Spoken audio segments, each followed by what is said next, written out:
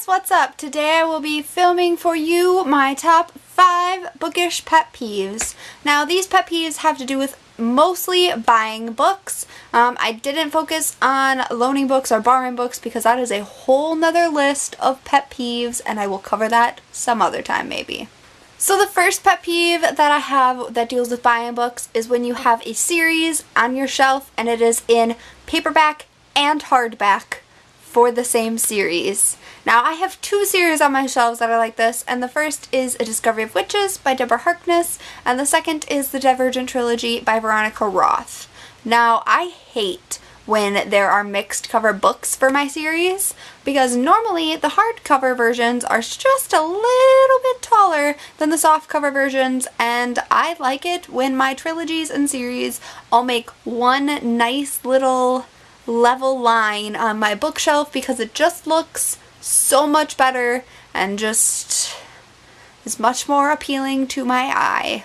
The second bookish pet peeve that I have when buying books is when bookstores have the second book, the third book, the 6th book in the series, but never book 1. Now I've encountered this problem for several series, but the most problematic was probably the Summer I Turned Pretty trilogy by Jenny Han. I could consistently find books 2 or book 3 in the trilogy, but never book 1. And one day, I don't know how I managed to do this, but I stumbled upon one bound up copy of books 1, 2, and 3, and I didn't even think about buying it. I just grabbed it and ran because I don't think I have ever seen just book 1 sold on its own.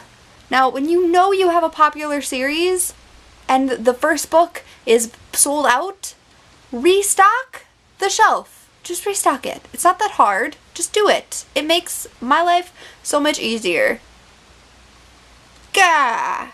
The third bookish pet peeve that I have deals with indie authors, and it is the fact that indie authors are notoriously hard to find their books in stores. Now I understand that for indie authors, especially self-published indie authors, it's very hard to get your books into big name bookstores like Barnes & Noble, sheerly due to the fact that normally when they buy books from publishers and not just authors. At least to my knowledge. Now, in my hometown of Little Wassa, there is a bookstore called the Yankee Bookstore that is phenomenal at stocking indie authors and local authors, and I love them and I applaud them. Gold star for you, Yankee Books.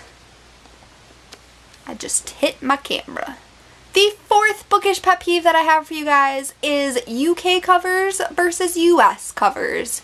I personally have a tendency to really love the UK covers, especially for book series like the Harry Potter book series and the Mistborn trilogy.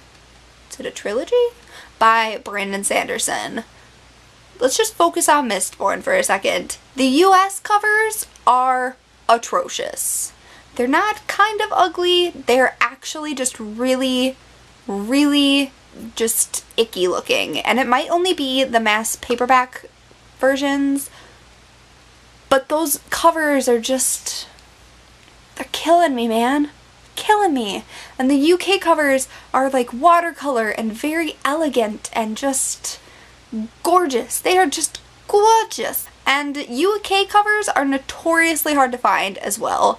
Like, until I found things like Book Outlet, Book Depository, and Thrift Books, I could never reliably find a place to get the covers that I wanted from the UK versions instead of the US version. If I'm gonna be honest, I'm a bit of a cover snob, and I will own up to that and say that when I buy books, I enjoy getting books in covers that I think are pretty and will look nice on my shelf because I like things that are aesthetically pleasing. The fifth bookish pet peeve that I have for you guys is when authors do a cover change halfway through a series or right away in a series. This has happened in the Shatter Me trilogy by Tahereh Mafi. This happened with my Sarah Dessen books that I like.